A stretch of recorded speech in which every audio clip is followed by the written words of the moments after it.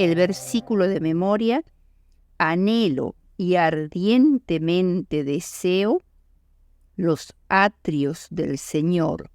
Mi corazón y mi carne cantan al Dios vivo. Salmo 84, 2. Esta semana nos centraremos en el término Sión, tal como se expresa en el libro de los Salmos. El concepto de Sión en las Escrituras es una mezcla de geografía, de política y de teología. Por tanto, consideraremos estos diferentes aspectos para comprender el significado espiritual de Sión para el pueblo de Dios del pasado, así como para nosotros, el pueblo actual de Dios. El primer punto que vamos a ver es la geografía de Sión.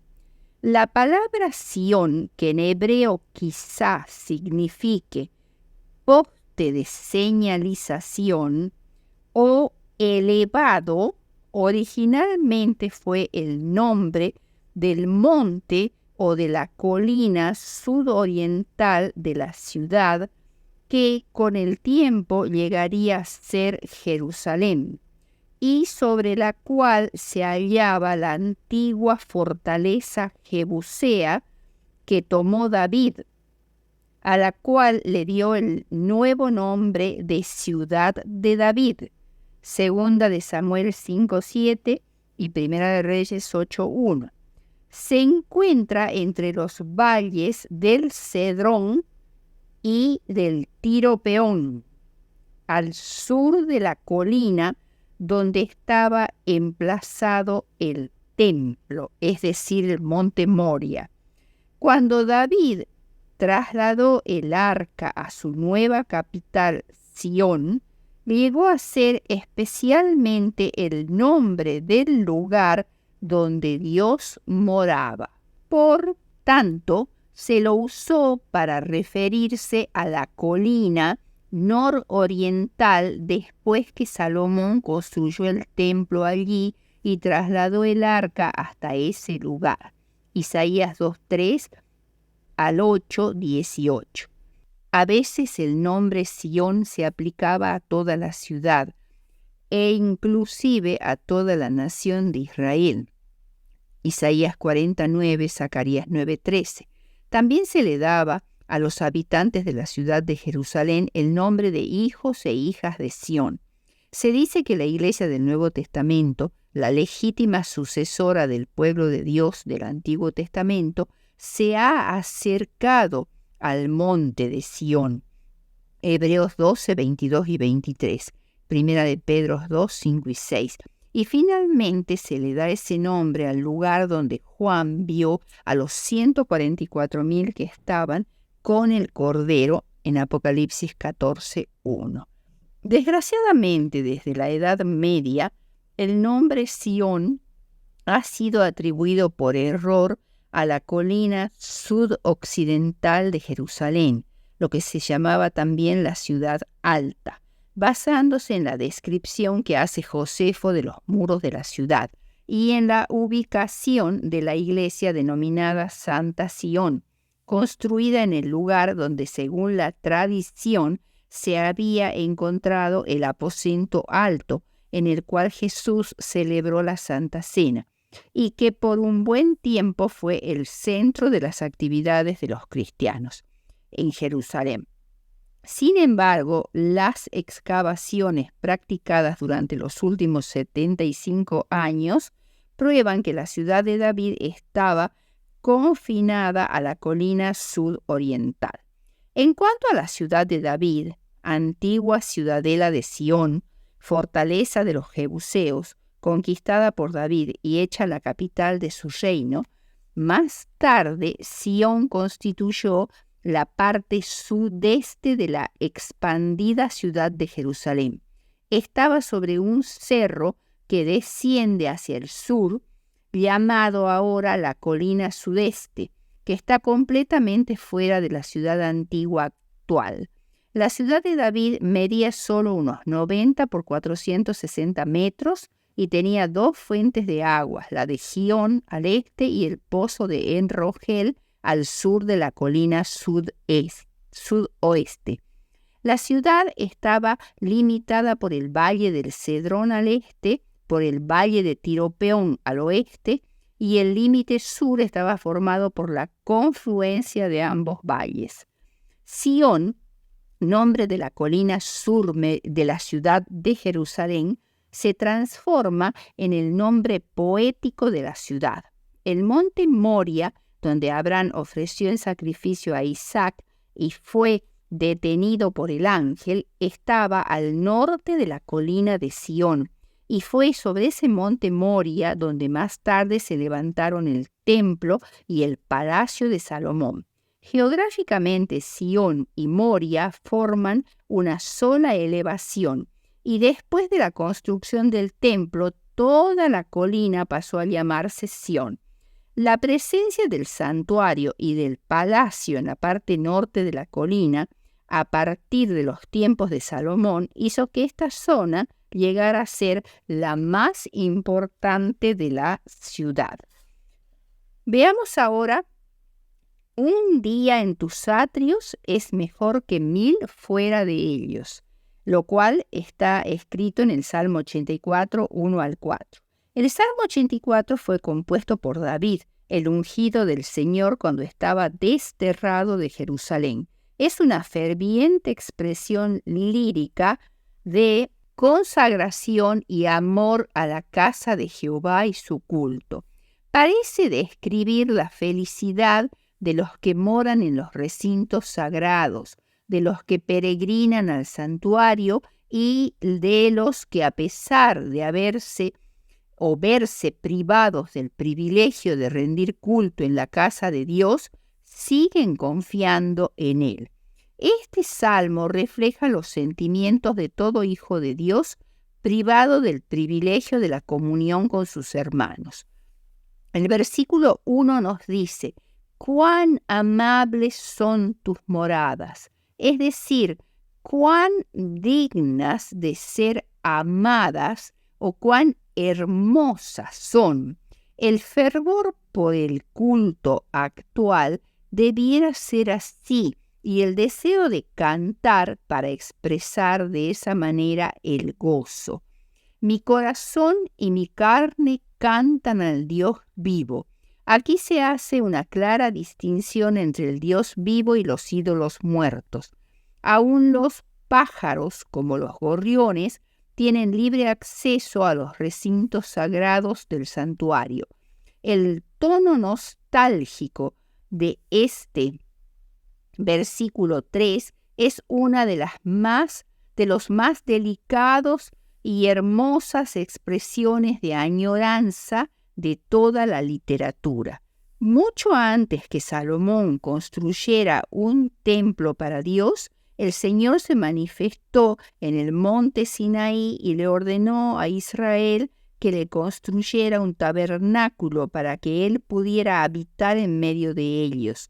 Posteriormente, Dios trasladó la manifestación física de su presencia desde el Sinaí hasta el centro del campamento israelita, sobre la tienda de reunión.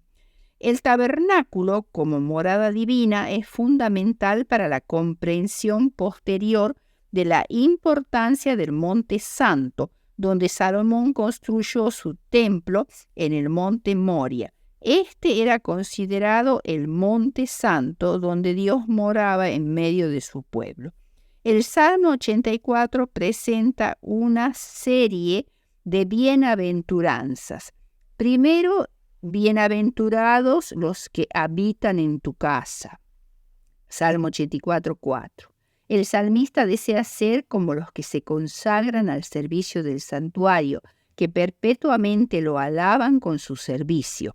La segunda bienaventuranza en el versículo 5 es para los que guardan a Dios en el corazón y lo reconocen como el origen de sus fuerzas. Feliz el hombre que medita en los caminos que llevan al santuario y se propone peregrinar por ellos para adorar en él. transformar este valle de lágrimas en una fuente de alegría y consuelo. Irán de poder en poder. En el viaje de estos peregrinos no hay fatiga que perdure. Esta es una hermosa ilustración de la vida de los cristianos que viajan juntos a la Nueva Jerusalén. Se animan mutuamente, se fortalecen en su fe en Dios y allanan las asperezas del camino mientras se acercan a la ciudad. El versículo 10 es: mejor es un día en tus atrios que 1000 fuera de ellos. Prefería ser el portero del templo antes que gozar de honra entre los impíos, lejos de Dios y del santuario, porque sol y escudo es Jehová. Él es la fuente de luz, tanto física como espiritual. Gracia y gloria dará Jehová, el reino de la gracia y el futuro reino de gloria. La última bienaventuranza está en el versículo 12. Bienaventurado el hombre que en ti confía.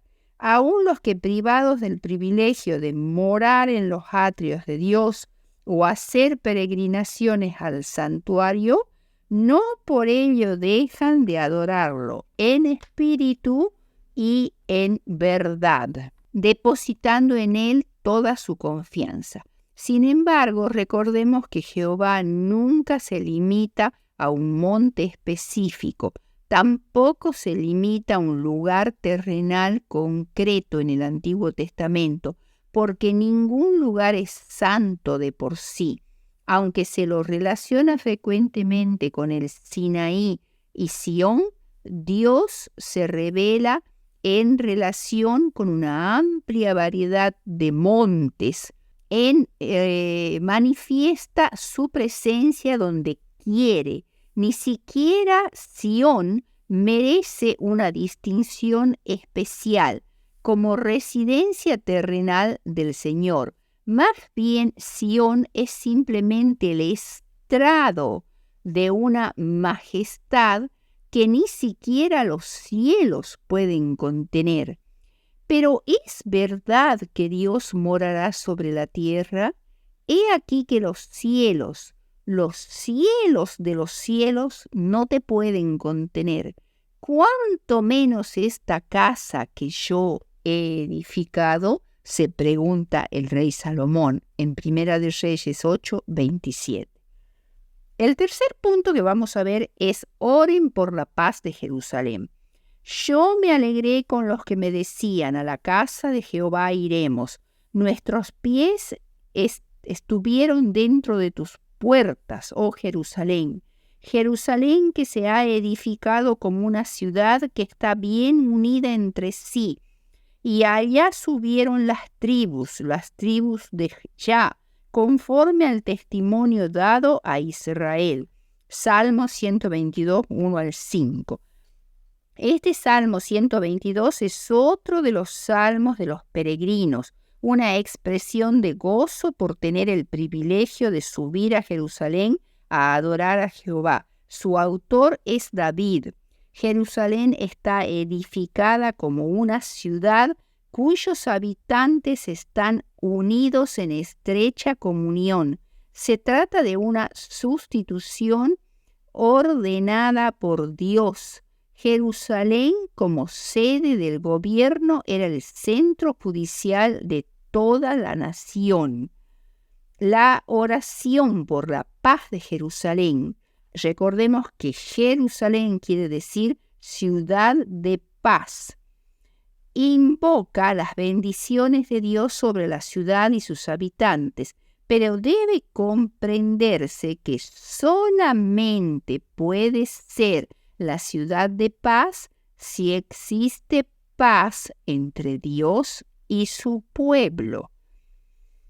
Jerusalén significa ciudad de paz y es una de las más importantes del mundo, la ciudad santa de 3 grandes religiones: el judaísmo, que le considera el lugar del templo y la capital de la nación; de los cristianos, para los que es el escenario del sufrimiento, la muerte, la resurrección y la ascensión de Jesucristo; y para los musulmanes, que es el lugar tradicional del ascenso de Mahoma al cielo. Después que Salomón construyó el templo, la ciudad fue ampliada hacia el norte y el noroeste. Se levantó un palacio para Salomón llamado la Casa Real, con un complejo de estructuras alrededor, y la Casa del Bosque del Líbano, con sus 45 columnas hechas con cedro del Líbano. Cuando se dividió el reino después de la muerte de Salomón, Judá perdió el 75% de sus dominios y Jerusalén perdió mucho de su importancia. No se mencionan actividades de construcción desde Salomón hasta Usías, que había sido el primer rey en 200 años que se ocupó de manera apreciable de construcciones en Jerusalén. Edificó un número no revelado de torres y la puerta mayor del templo. Ezequías reforzó las fortificaciones de Jerusalén como para soportar un sitio de los asirios. Construyó el largo túnel desde Gión hasta el estanque de Siloé y así trajo agua de la vertiente al interior de la ciudad. Sufrió destrucciones durante las invasiones de Sennacherib. El buen rey Josías hizo reparaciones adicionales en el templo y una gran reforma religiosa. Pero después de su muerte, sus sucesores cayeron otra vez en la maldad y la idolatría, con el resultado de que Jerusalén fue capturada 3 veces en 20 años. Primero, en el 605 a.C., durante el reinado de Joacim, Daniel 1, 1 y 2. Segunda, en el 597 a.C., cuando Joaquín fue llevado cautivo, Segunda de Reyes 24, 10 al 16. Y tercera, en el 586 a.C., el año 11º de Sedequías, cuando la ciudad fue destruida después de un prolongado asedio y el rey fue llevado cautivo y ciego a Babilonia con la mayor parte de la población de Judá. Segunda de Reyes 25, 1 al 21. Jerusalén permaneció en ruinas durante unos 50 años y el primer grupo grande de exiliados retornó desde Babilonia dirigidos por Zorobabel en el 536 a.C., 70 años después de la primera deportación. Inmediatamente se pusieron a reconstruir el templo con mucha oposición de los samaritanos. El templo fue finalmente completado y dedicado en el 6º año de Darío I, o sea, en el 515 a.C., Esdras 1, 1 al 4. En el 70 año de Artajerjes I, Esdras fue autorizado a llevar un segundo grupo de exiliados a Jerusalén. Ezequías reforzó las fortificaciones de Jerusalén como para soportar un sitio de los asirios. Construyó el largo túnel desde Gión hasta el estanque de Siloé y así trajo agua de la vertiente al interior de la ciudad. Sufrió destrucciones durante las invasiones de Sennacherib. El buen rey Josías hizo reparaciones adicionales en el templo y una gran reforma religiosa. Pero después de su muerte, sus sucesores cayeron otra vez en la maldad y la idolatría, con el resultado de que Jerusalén fue capturada 3 veces en 20 años. Primero, en el 605 a.C., durante el reinado de Joacim, Daniel 1, 1 y 2. Segunda, en el 597 a.C., cuando Joaquín fue llevado cautivo, Segunda de Reyes 24, 10 al 16. Y tercera, en el 586 a.C., el año 11º de Sedequías, cuando la ciudad fue destruida después de un prolongado asedio y el rey fue llevado cautivo y ciego a Babilonia con la mayor parte de la población de Judá. Segunda de Reyes 25, 1 al 21. Jerusalén permaneció en ruinas durante unos 50 años y el primer grupo grande de exiliados retornó desde Babilonia dirigidos por Zorobabel en el 536 a.C., 70 años después de la primera deportación. Inmediatamente se pusieron a reconstruir el templo con mucha oposición de los samaritanos. El templo fue finalmente completado y dedicado en el 6º año de Darío I, o sea, en el 515 a.C., Esdras 1, 1-4. En el 70 año de Artajerjes I, Esdras fue autorizado a llevar un segundo grupo de exiliados a Jerusalén. Reorganizó la provincia y estableció una administración basada en la ley judía en el año 457 a.C. Nehemías fue designado gobernador y completó la reconstrucción y reparación del muro en pocas semanas, a pesar de los muchos obstáculos. Bajo la dirección de Alejandro Magno, Jerusalén fue la capital de un estado del templo, administrado por los sumos sacerdotes, tutelados a veces por los Ptolomeos de Egipto o por los Seleucidas de Siria.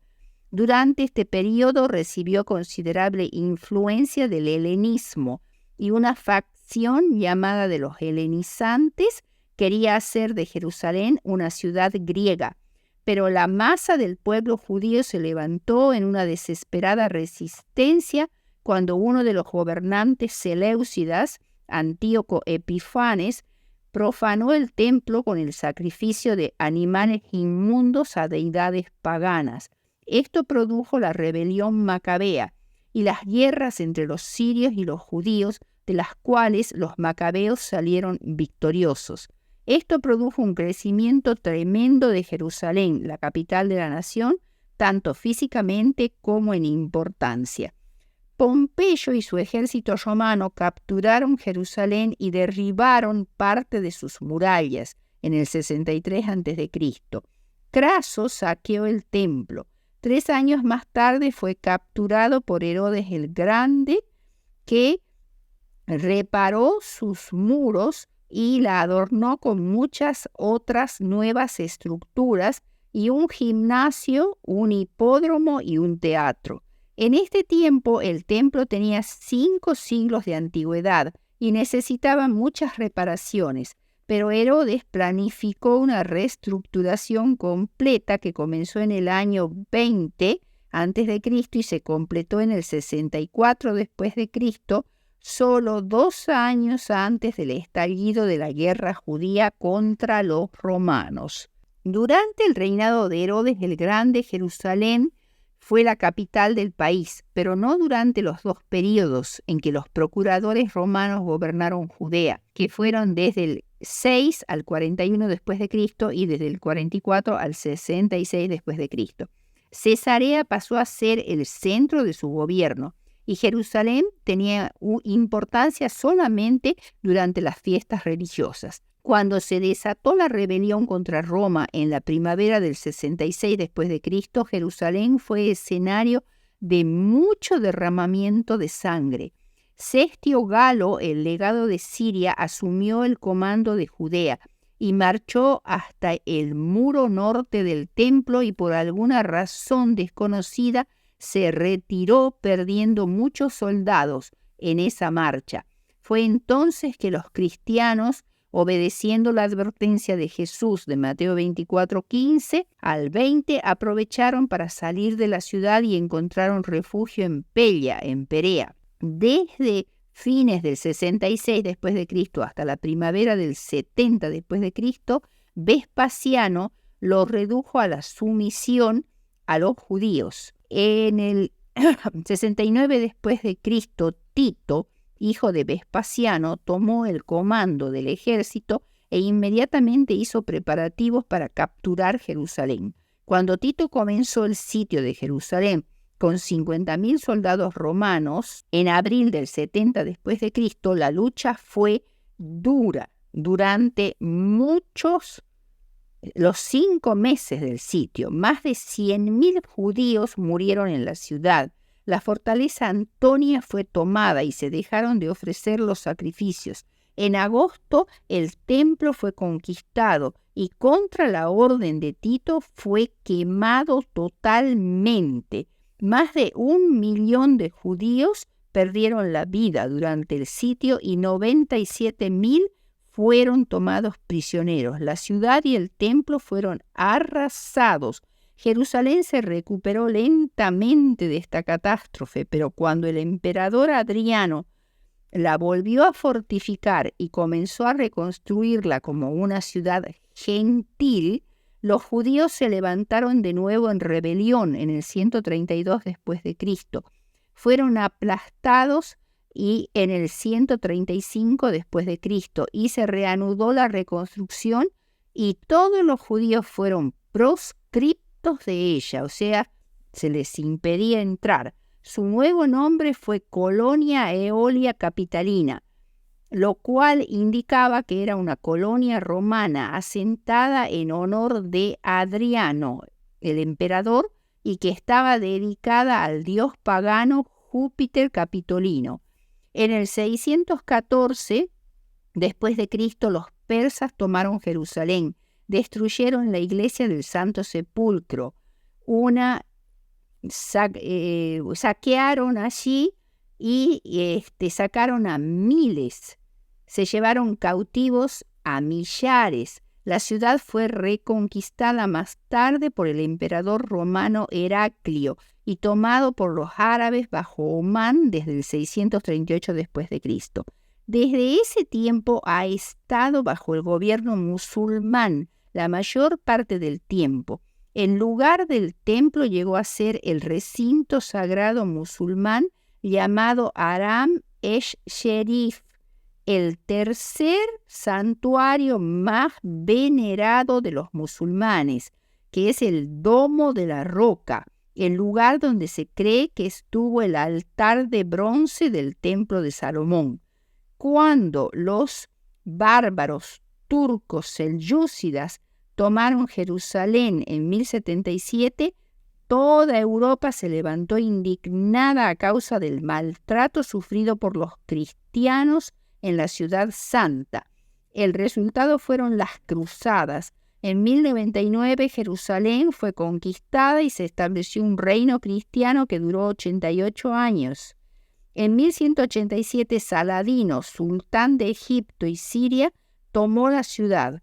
Los turcos otomanos la retuvieron hasta 1917, cuando Jerusalén se rindió a los ingleses, 1923 a 1948. Jerusalén era de nuevo su capital. Durante la guerra judío-árabe de 1948 hubo violentas batallas en Jerusalén.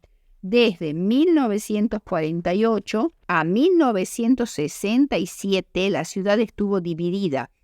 La Jerusalén moderna, fuera de los muros, estaba en manos israelíes y se convirtió en la capital del Estado de Israel. La ciudad antigua, dentro de los muros, estaba en manos árabes y formaba parte del reino de Jordania.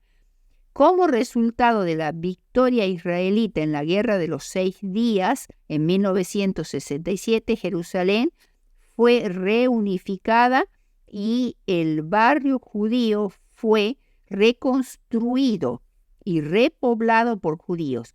Pero hasta hoy perduran las guerras entre palestinos e israelitas, y cuán cierto es que es en vano orar por la paz de Jerusalén, porque si no hay paz entre los israelitas o los cristianos y Dios, seguramente tampoco va a haber paz entre las personas.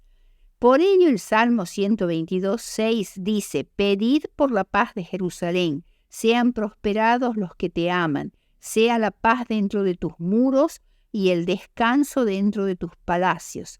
Si los reyes de Israel o las autoridades actuales hubieran reinado como Dios lo había dispuesto, sus gobiernos habrían fomentado y preservado la misericordia, la justicia, la paz, el gozo y el amor.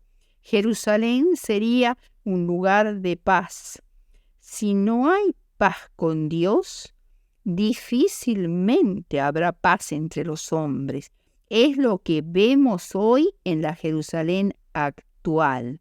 Todo este raconto que hemos hecho de la historia de Jerusalén nos muestra que la guerra fue lo que más prevaleció, porque no había paz entre Dios y los hombres. Jerusalén solamente puede ser la ciudad de la paz si existe paz entre Dios y su pueblo y entre los hijos de Dios. Cuarto punto, Sión y su perspectiva escatológica. ¿Qué papel juega Sión en los eventos finales de este mundo? En el capítulo 29 de Isaías se aplica un nombre simbólico a Jerusalén o a parte de la ciudad. El nombre es Ariel, que probablemente significa altar de Dios. En este capítulo parece referirse a la invasión de Sennacherib a Judá, o sea, de los asirios, y se reprende a los judíos por su hipocresía, su terquedad y su falta de compasión y de comprensión, además de la importancia de los acontecimientos futuros. Y la muchedumbre de tus enemigos será como polvo menudo, y la multitud de los fuertes como tamo que pasa, y será repentinamente en un momento, dice Isaías 29:5. Un remanente de Israel saldrá de Sión y será preservado. La salvación se encuentra en Sión, porque de Jerusalén saldrá un remanente y del monte de Sión los que se salvan. El celo de Jehová de los ejércitos hará esto. Isaías 37:32.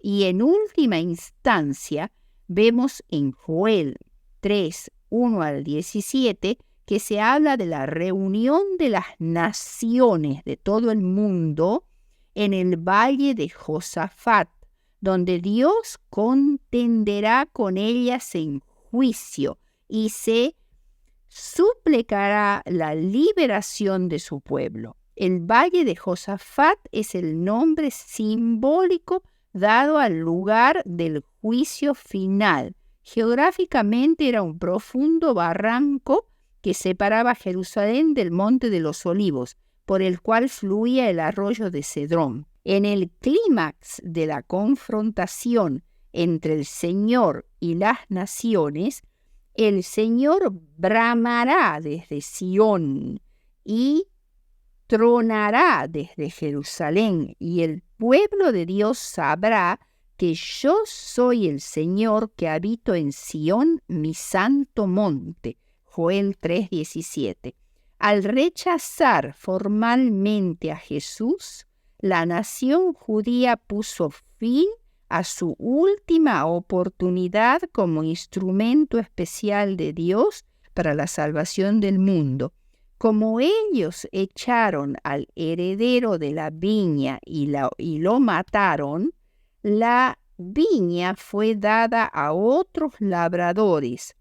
Cuando se retiró por última vez del sagrado recinto del templo, Cristo dijo: «Vuestra casa os es dejada desierta.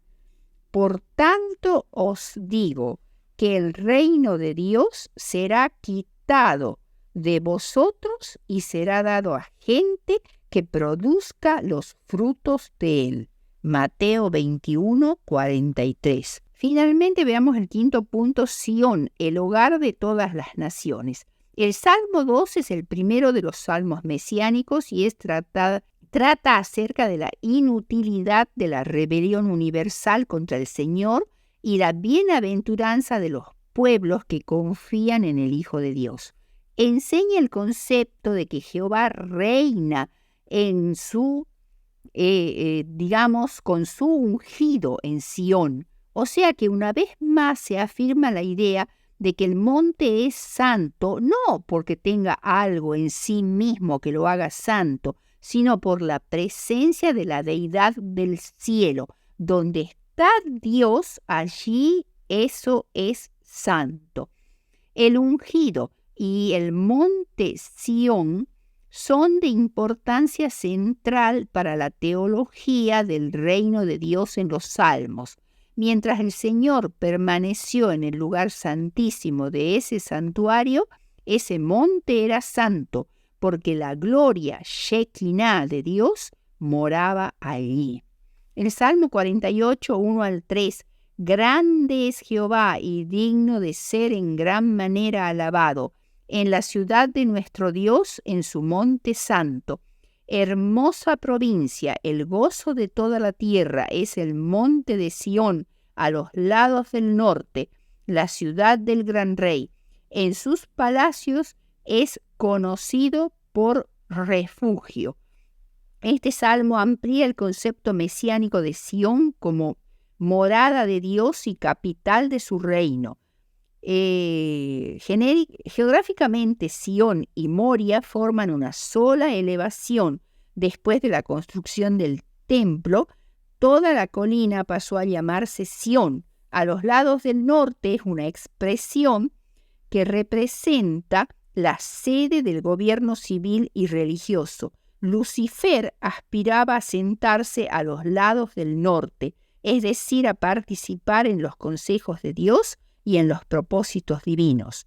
El Salmo 99 exalta la majestad de Jehová y se insta a todos a proclamar su grandeza y a adorar al único que es santo. Se da mucho énfasis a la santidad como principal atributo y requisito de Dios.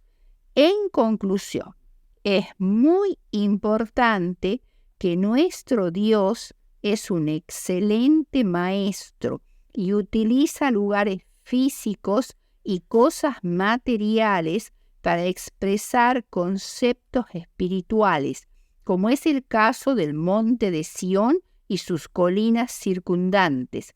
Sión es un símbolo de la presencia de Dios, el lugar donde el Señor intercede y protege a su pueblo. Como los israelitas en el pasado, debemos mantener en nuestro corazón un ardiente deseo de estar en la presencia del Todopoderoso en su santuario celestial. Acerquémonos con corazón sincero, con plena certeza de fe. Hebreos 10, 22.